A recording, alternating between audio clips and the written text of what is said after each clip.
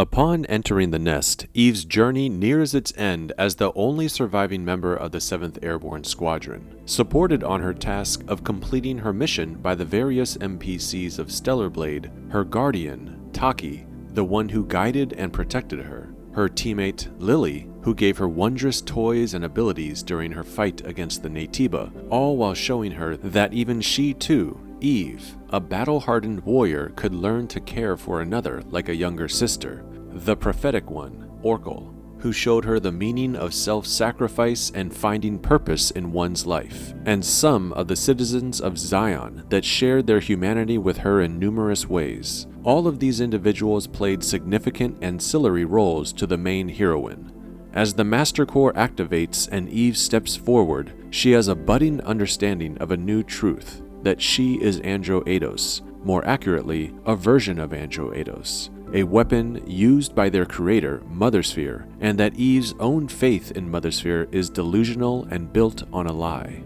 But while the aforementioned supporting characters act with kindness, empathy, or patience to show Eve there is more to just the harsh, objective truth, there is another who played a significant, more dark and manipulative role in bringing Eve to where she is now. He is Adam, once Raphael Marx, who presents himself as a scavenger of Xion, who over the course of the game, unbeknownst to Eve, has laid out a plan, several times failed, first with Orkel, then with Raven, and most likely at least a handful more times that we are unaware of, that he will do anything to accomplish. And due to his unwavering nature to see his plan through, he operates with nothing held back, viewing any and all actions as necessary to accomplish his goal. Say what you will about his charm, his silver tongue, or moments of perceived care he exudes towards Eve.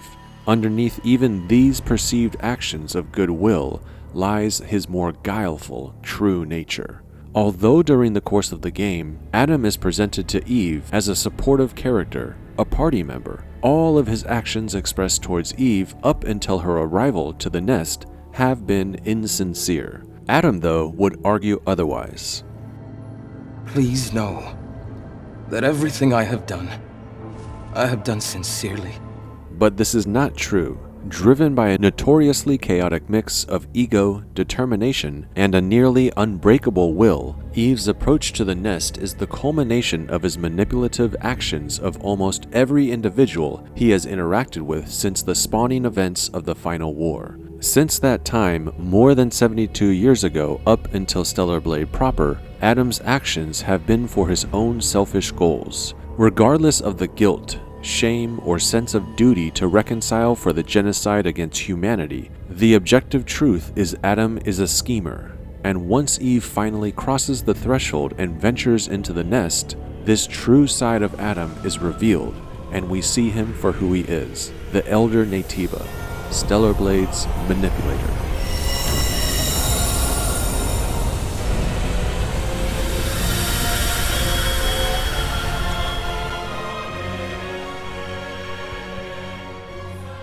Adam's core.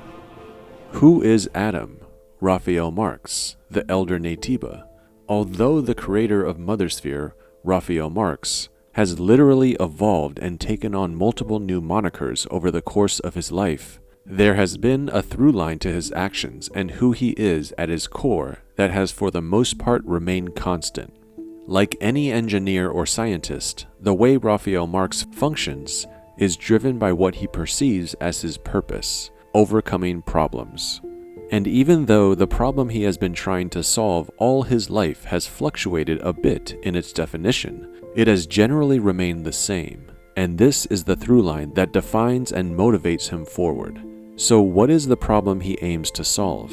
For a Better World quotes Raphael Marx as stating that inequality, oppression, immorality are examples of things that plague the world, things that need to be banished, and his original solution to this lied in the creation of Mothersphere, an artificial superintelligence created with the combined will and unified wisdom from the largest database of human knowledge ever created.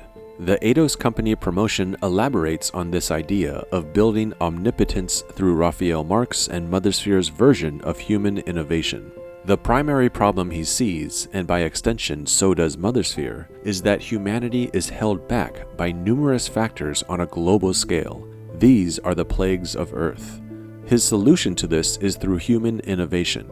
Their belief is nothing is impossible, that they have no limits. Their actions, whatever they may be, are justified because they are in pursuit of humanity's brighter future.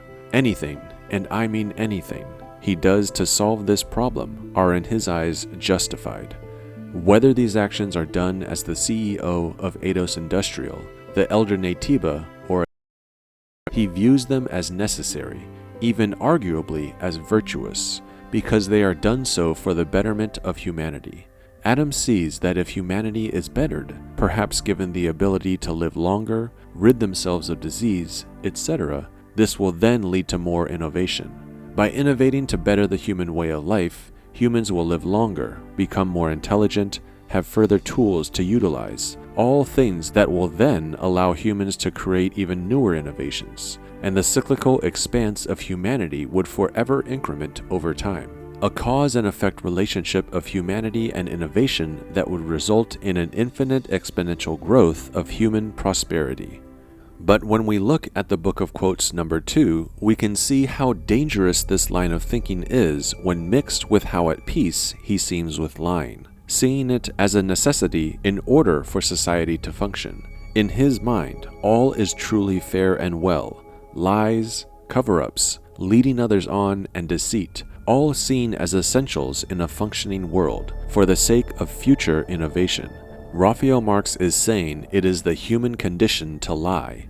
It is necessary, and he is okay with this. Its existence in his Book of Quotes is a defining component to his core beliefs as an individual. Deceit's antonym is forthrightness, sincerity, honesty. This is not Adam. Yes, it's true Adam does have some virtuous attributes, one such being his strong determination to see things through. But again, when mixed with these foundational aspects about his character, his view on humanity, innovation, functioning societies, and the lies needed to perpetuate them forward for the sake of progress, his actions become dangerous and affects those he interacts with in debilitating and often cataclysmic ways. Humanity gone.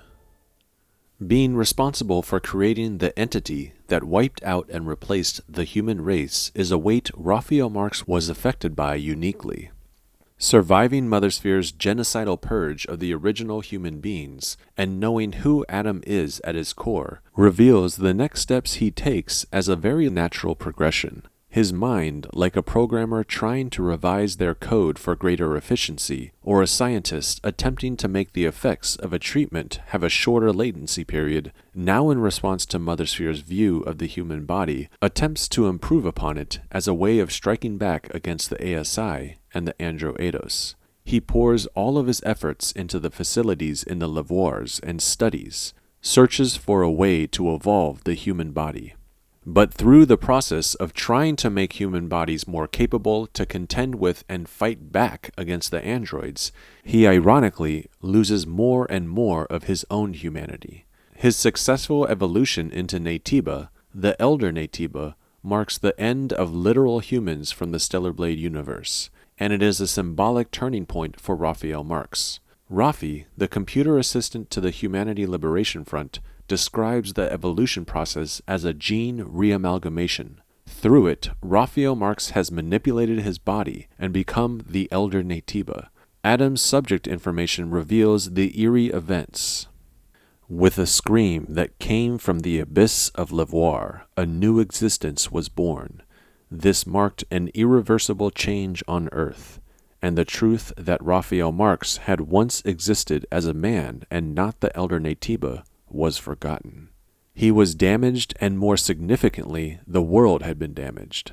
But he did become Naytiba. He achieved his goal of realigning the power status quo between his race and the Andro Eidos, and as the Elder with his new ability to create life, he even outclassed the Andro Eidos and became equal to Mothersphere. But with Mothersphere's deployment of the first wave of angels and their simultaneous destruction of Abyss Lavoir and the release of Naytiba on Earth, The extinction of true human beings was complete. Now, as the Elder, no longer an actual human, but an evolved version of one, Adam comes to, and the void of humanity, true humans, lost from the world forever, sets in for him.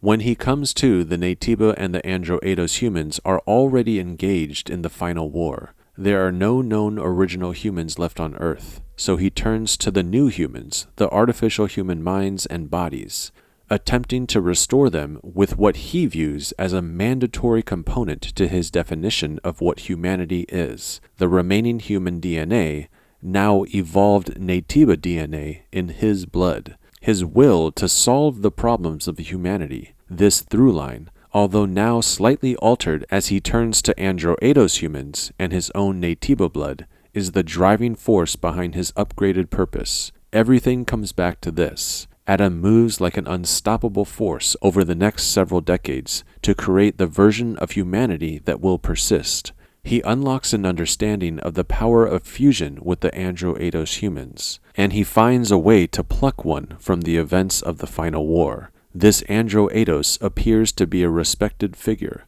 an older member, bald and bearded, and Adam attempts to iterate humanity once again.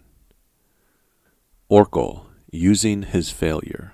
While sharing with Eve the two components necessary for fusion, Adam states this: I've been researching for decades to find a way. A way for us all to become the inheritors of the human race. An Andro-Eidos, with the most advanced unicinous hyperbody ever seen, and the ultimate Naytiba that has not succumbed to its hostile instincts. These are the two necessary ingredients. Regular Andro-Eidos body frames, those of typical Andro-Eidos humans, not the angels, were not suitable for Adam's plan of fusion. Before becoming an Alpha, before his time in Xion as its prophet, Orkel was one of these regular Andro-Eidos humans. He was a new human living on Earth when the final war began. With Raphael marks now evolved into the Elder Naytiba, Abyss Levoir destroyed by Mother Sphere's first wave of angels, the Elder now pivots and with his ability to create life, looks to the Andro-Eidos humans remaining on Earth for a solution to his problem. The Elder does not unlock his understanding of fusion until he interacts with Raven, due to her and all other angels having a beta core, what I believe is key to the success of fusion. I'll get into more of this later on in Raven's section, but because Orkel's ecological information states he was the first failure, we know Adam at least attempts an early version of fusion unsuccessfully. After the failure, he realizes there is value in keeping Orkel as a friend.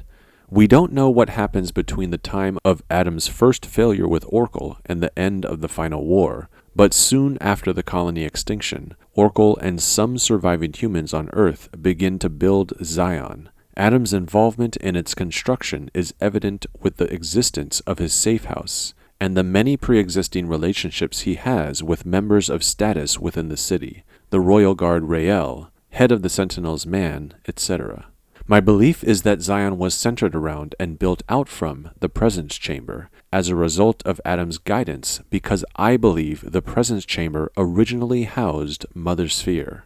The only person that would have knowledge of this would be Adam. Orkel and the other surviving humans, post-colony extinction, would have no understanding of what the Presence Chamber is, and Adam wants to bring about a new functionality of the Presence Chamber to help him achieve his goals, so he ensures Xion is constructed with the Presence Chamber at its heart. Let me explain my thoughts on the Presence Chamber. Upon entering it, Lily notes the ceiling where memory sticks are stored, and after meeting Orkel, we insert the first hypercell. Data and power are two primary components for AI to function. In the distant past, when Mother Sphere was created, the domed ceiling of the Presence Chamber is likely where the data that comprise Mother Sphere's wisdom and knowledge was stored. Eidos Industrial's physical data banks, the largest collection of data at that time. Side note, the continued expanse of Mother Sphere's knowledge, her data, after her reclassification of mankind, can be seen in the memory towers. The doors to the one that Eve descends into in 807 are inscribed with the years 2051 through 2058. These are most likely the years in which memory sticks of her Andro 8os humans captured data via the network for her to accumulate. When Eve descends below, we see the huge databanks within the Hall of Records. These were most likely the physical databases made up of the data from memory sticks of the Andro 8os humans. After Mother Sphere's reclassification of humankind, she used the network to constantly siphon data from the minds, more accurately the memory sticks, of her Andro 8os. This was all done wirelessly. We can see Eve perform a version of this within Matrix 11 with the memory sticks within the glass container. Similar to how you can place a smartphone near another device and start a data transfer wirelessly, Eve is carrying out a process that enables her to send the data on these memory sticks somewhere.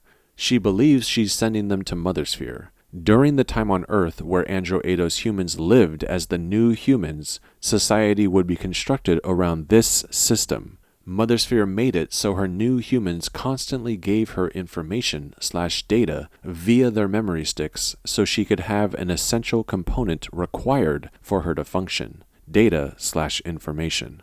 That data would need to be stored somewhere, and the memory towers are that place.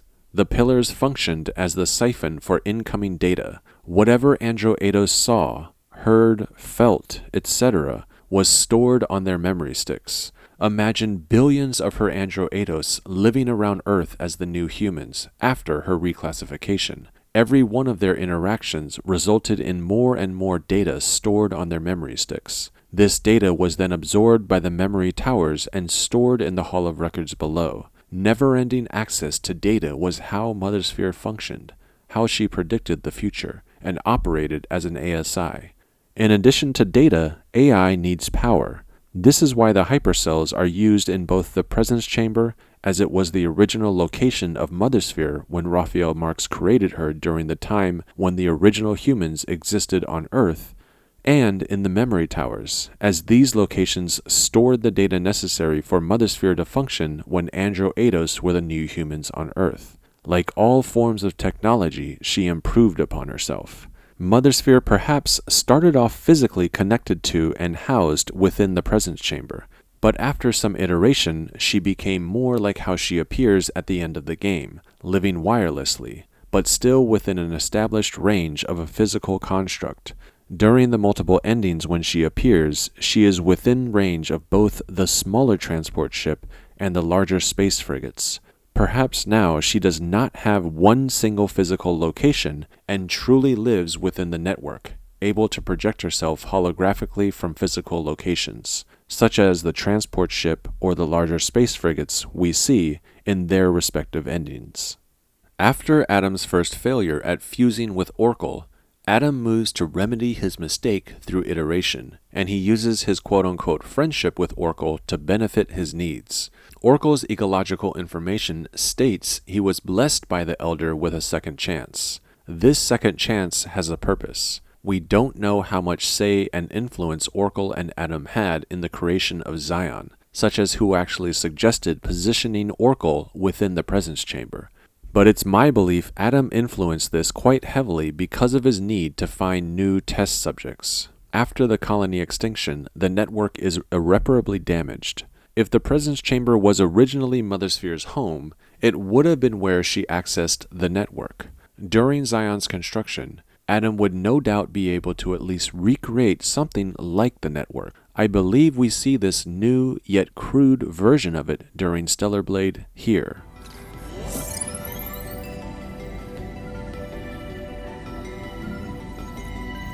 There's a sewage treatment facility and a train graveyard in the old city center.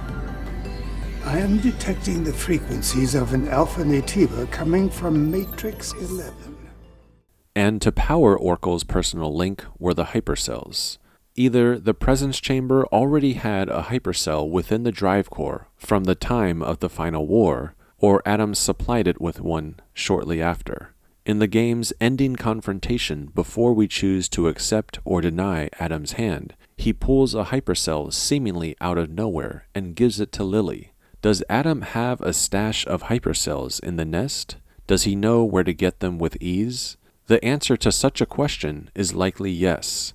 Xion had to have been created with an active hypercell that powered both the presence chamber and the greater city itself, as it is stated that Xion thrived for a period of 10 years.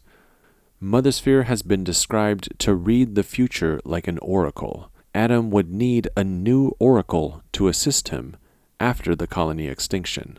People naturally operate in a way they are accustomed to or a way that feels natural to them. In his past life as Raphael marks, he ran Eidos Industrial as its CEO with the assistance of Mothersphere for a period of time. Now, using his quote-unquote friend to operate and assist him in a similar way that Mothersphere did would serve Adam's needs. So he places Oracle within the presence chamber and he becomes his new Oracle in this time. On the surface, Oracle would be Xion's leader, serving as a beacon for other Andro Eidos to live under. Oracle states all he wanted to do was to keep people safe. Connected to this crude version of the network, Oracle's personal link, and through his friendship with the Elder, he would be able to do so. But underneath the surface, Adam could use Oracle and his personal link. While Xion had power and thrived, Adam most likely had Oracle locate anything of need.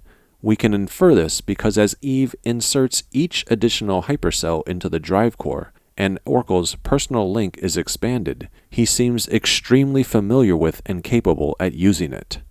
Therefore, when Xion was originally constructed, when it became a true city, it is at this time that Adam used Oracle's personal link for his benefit. Oracle's familiarity with using it during Stellar Blade when Eve is present demonstrates that Oracle has used it before, and I believe it was done so regularly during the time when Xion thrived, any time Adam requested it from Oracle to be used. There are records of angels within the city of Xion, presumably within this decade span of time while it thrived, so we know Wave 2 of the angels were sent to Earth sometime within that 10-year window. Wave 2 was dispatched after the events of the Final War and the colony extinction, when Mothersphere's perceived superior race of Andro Eidos humans were all but wiped out by the newfound threat, the Naytiba. Mothersphere saw the inferiority of her new humans at the hands of the Naytiba as they were evacuated upward through the orbit elevators to the colony. The defeat of her Andro Eidos humans solidified the truth that there was now a more superior race on Earth. Mothersphere used the data collected from the first wave of angels that attacked Abyss Levoir to help design a new wave, Wave 2, a new iteration of her advanced Andro Eidos.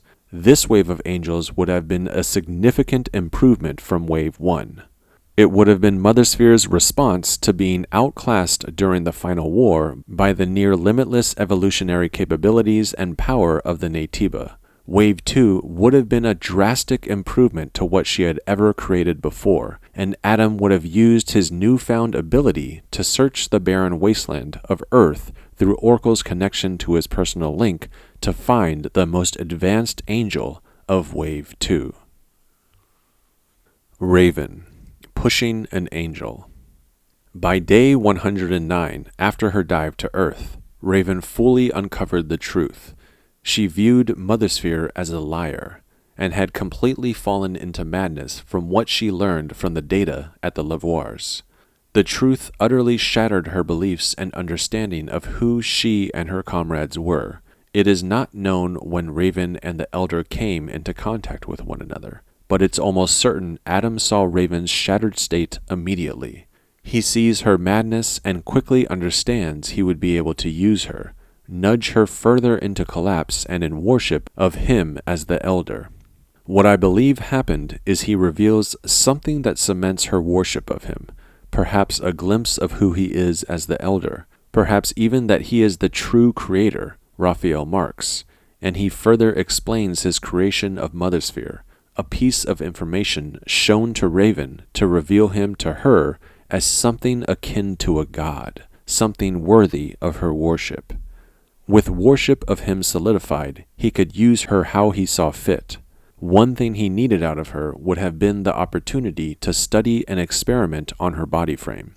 Being an extremely advanced new version of the Androidos, Wave 2 of the Angels, Raven's Wave, would have spiked Adam's interest. We can only speculate on what exactly happened when they met, but I believe Adam learns how to successfully fuse his blood through studying Raven, something he could not obtain during his study and attempt with Oracle. Because Mothersphere's need to make Wave 2 capable of contending with the Naytiba, Mothersphere would have put everything into making them as advanced as possible. Through manipulating Raven to let him study her body frame, Adam is able to discover the component within her android body frame that is the key to unlocking the ability of fusion, the beta core. Every deceased angel has a beta core. Eve is able to upgrade her beta skills by syncing with their nearby body frames and absorbing their beta core during Stellar Blade's campaign. A beta core's beta energy system is able to extract and use energy from Naytiba blood. Through studying Raven's body, Adam understands this important aspect of the angel's body, that through their beta core, Naytiba blood can be extracted and absorbed. This was why he failed at doing so with Oracle. Oracle's body is not the advanced angel body frame. It is void of a beta core. Adam's understanding of beta cores starts here with Raven, and being that she is an angel of Wave 2, through his continued study and experimentation on beta cores over time, he eventually determines the process of fusion that we see him carry out with Eve, prior to her dive to Earth, Wave 7's descent. After discovering the possibility of fusion by studying Raven's beta core, Adam likely considers Raven as someone he could execute this plan with. However, through his ongoing interactions with Raven, he observes that she is not a good candidate to fuse with. At some point before Eve's dive to Earth, Adam determines that Raven is too far gone and rejects the idea of having her be the one he fuses with. The antecedent to this is him perfecting the process of fusion. He knows it will work, and that the resulting outcome will be the next iteration of humankind, more advanced and powerful than any Androidos or Naytiba. This individual will truly be the one to carry humanity forward. This is the outcome we see in the Making New Memories ending with Eve. Adam therefore knows this individual needs to be of strong character, someone who is humane, that will help guide the citizens of Xion into the future. Adam wants to solve the problems of humanity, to help them prosper into the future, not to bring about humanity's downfall yet again. He knows Raven is not the individual that would be a wise candidate to help the new humans of Xion. He therefore rejects the notion of fusion with Raven and looks for a new candidate. But the candidate must be an angel. It must be an Androidos with a beta core. The Elder Naytiba's ecological information reveals that he is drawn out every time a wave of angels descends to Earth. He knows his next opportunity to execute his plan lies in the descending angels. The Elder seeks out an angel, similar to what he did with Eve. It's possible he has done this multiple times before in waves 3 through 6 with worthy angels, but he has never been able to accomplish his goal before. There have been angel sightings in and around Xion, so it's possible these angels have been prior subjects of Adam's failed plans. Again, angels he deems fit for a potential candidate of fusion. But somewhere along the line of interacting with them, something went awry. We can understand then that with Eve's arrival, once Adam commits to her upon defeating Gigas and proving her physical prowess to him, he would be extremely careful with, willing to do anything to mold this angel into what he needs. This is why Adam so meticulously lays out his plan with Eve, and is careful to prevent her from following a similar path to Raven. A path that would result in complete psychological collapse the same way Raven did. We see an example of this post-Taki's death. Once the trio return to Memory Square in Xion, when Adam hears Eve spit out a vengeful declaration against Raven, he is quick to say that he cannot make the same mistake twice. That's the kind of mistake you can't make twice. What? What did you say? Nothing. Let's just prepare ourselves to go to Lavoir. What fuels Raven is her pursuit of revenge against Mothersphere and worship of the Elder Naytiba. Adam fears seeing an angel he considers fusing with go down a vengeful path. This is something he cannot let happen to Eve now that she is the one he is investing so much of his effort into. Although the Elder does not choose Raven to fuse with, he sees a continued use for her and transforms her into the black-winged Naytiba, an alpha. The documents and memory stick chronicling Felix's journey into the Great Desert in the I heard it, I saw it, and I felt it item descriptions reveal this process. Felix sees Adam. In Felix's memory stick, Adam is recorded with orange font with the words they and their. Felix records the transformation of Raven. His memory stick records Raven with blue font as the word @A*EN. The description from the text reveals how Felix is overwhelmed by this sight. He describes Raven's transformation into the black-winged Naytiba as the true appearance of an angel. Felix additionally states, they, who is Adam, says there shall be another light. Adam is saying in the moment of transforming Raven into an alpha, a moment that should be her to revel in, that there will be another angel, someone other than Raven. He is averting his attention from Raven to this other potential chosen one Adam views as worthy and Raven as not. And that instead of Raven being the light, the chosen one, Raven will be relegated to be his disciple. Raven despises Eve because of this. She is the potential chosen one fulfilled by Adam. And this is why she has such hatred for any other angel capable of the Eve protocol, the one that would bring about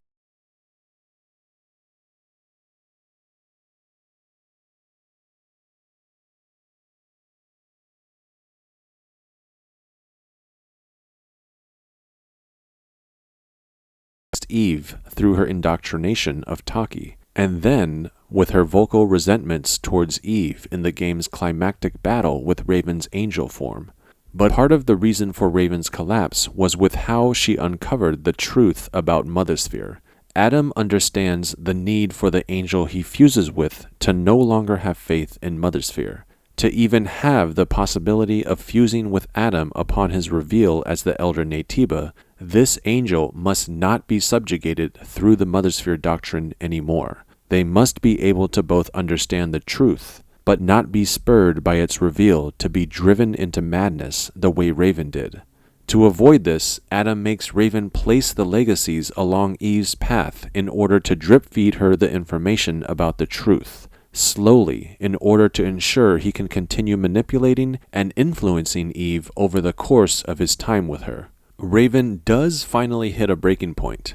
Even though she was not chosen by the Elder, she continues to worship him and makes an effort to change his mind, to prove to him that she should be the chosen one, not Eve. But the Elder has his eyes set on Eve, the one capable of the Eve protocol from Wave 7. In an attempt to prevent Raven from taking this new angel out, a potential for him to fuse with, he sets out to stop her. But Raven arrives first. She descends on Eve with a torrent of destruction, attempting to take out this new angel, while he arrives moments later, in his attempt to gain what he believes will be the key to humanity's next iterative step forward. To Eve, Adam is a savior. He rescues her from the black-winged monster. All it takes Adam is a little effort from his silver tongue to persuade this angel. His false status as her savior helps her trust him. Now, with a new angel, a new potential candidate secured within his clutches, the manipulation of Eve commences. Eve, insincerity. My wish to save the new humans and surviving humans is sincere. How would you define sincerity? Actions and words expressed to others altruistically, in goodwill. Yes, but what if they are done out of a need? It could be argued that Adam's actions have been sincere. He needed Eve to grow, and in doing so, allowed her access to Xion, where she was given the opportunity to interact with other humans and develop her own humanity. Game director Kim Hyung-tae's inception of the game and its themes, Stellar Blade's North Star during its development process, have been to answer the question, what does it take and mean to be human, to have humanity? Adam's actions have always been about the betterment of humanity, and while his actions to teach Eve humanity could be perceived as generous and even sincere, they were done so out of a necessity to achieve his goal. During the early stages of their time together in Eidos 7, before she proves herself with taking out Gigas, Adam speaks to her dismissively, talking down to her at times because she has not shown her value to him yet. Living people? That's it? You have no imagination. Then again, I guess you've never been here before. It's only after she obtains the Alpha Core from Gigas that Adam realizes his goals could be achieved through this angel does he invite her and Lily to Xion. By looking past the facade of facilitation and support he gives to Eve, every action he has towards her can be seen as a manipulation of the naive angel from the 7th Airborne Squadron, done to arrive at a place of his choosing.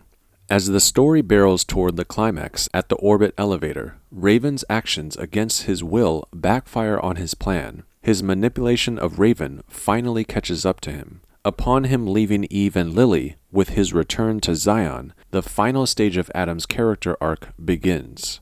But while Eve's character growth concludes with her completing her process of becoming human by either physically absorbing the last remaining remnant of mankind through the fusion with Adam and his Naytiba blood, or with her gaining her own agency, finally establishing herself as an independent human in her own right, free of the clutches of both Mothersphere and Adam's manipulation, cementing a satisfying and uplifting completion to Eve's arc, Adam's arc concludes with his final loss of any remaining humanity he may have left.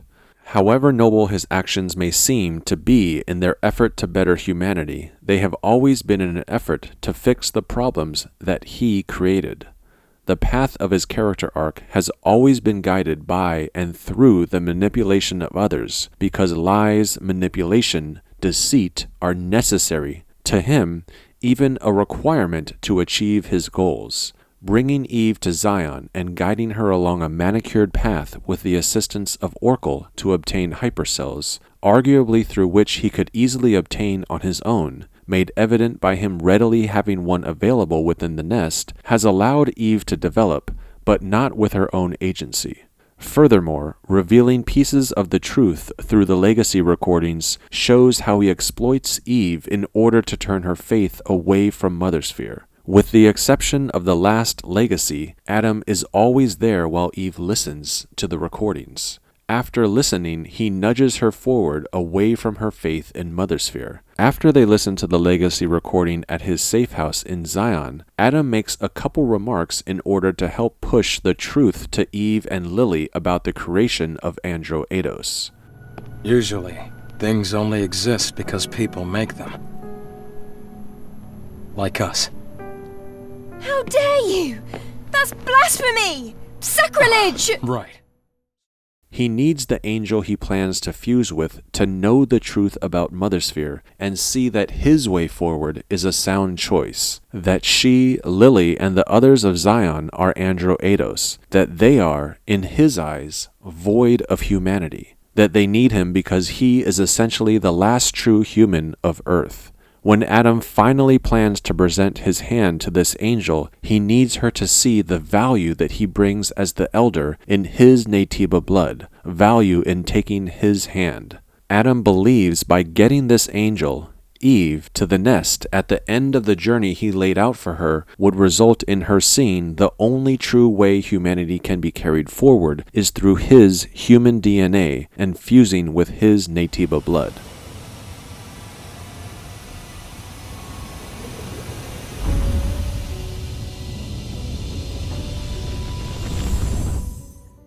To be sincere is to be free from pretense or deceit, to proceed from genuine feelings. This has never been Adam, and his pronouncement of sincerity to Eve within the nest is false. Through his monologue to her, he is revealed. He waits for Eve to take his hand or not, and the completion of his character arc follows. Eve's choice, releasing Adam. What is truly fascinating about Stellar Blade's conclusion is that as we control Eve to make the decision that will affect the fate of humankind and bring her character's development to its peak, with either the triumph over Mother Sphere's providence or Adam as the elder Naytiba, this rising event for Eve happens simultaneously with an opposite end to Adam's character. Eve has gained her humanity either literally through the fusion with Adam's Naytiba blood, or through finally exerting her own will and ability to choose for herself, rejecting everything Adam has previously laid out for her to follow. And while this happens for Eve, the Elder's arc ends with his loss of humanity holistically. With fusion, he ceases to be as the Elder, and now lives within Eve. She holds his Naytiba blood, the legacy of human DNA within her. Through rejection of Adam's hand, he is eventually defeated in battle and impaled by her blood edge. To achieve this ending, she pronounced her independence from him, realizing she was manipulated, now ready to make her own decisions. Through choosing this path, Adam's human remains are crushed in the destruction of the nest, and his will is finally overcome, rejected by Eve's action of not taking his hand. Each of Eve's choices allow him a release from his long life as Raphael Marx, then the Elder, and finally as Adam. But he was never a hero, and it's uncertain how Eve will remember him moving forward. His actions were not altruistic, and his morals were gray at best. The control and exploitation of Eve was always about him wanting to atone and pay penance for the horrific mistakes he made during his life, excusing his actions by believing they were always in an effort to better humanity. But in the end, his manipulation of all those before her, and with Eve as well, was revealed to be carried out for his yearning for a selfish release from guilt. Alright guys, that's it for this one. Let me know down in the comments what you think of Stellar Blade's Manipulator, Adam. I'll be jumping down into the comments to join in on the discussion. As always, I truly appreciate your time. See you on the next one, and may your memories live on forever.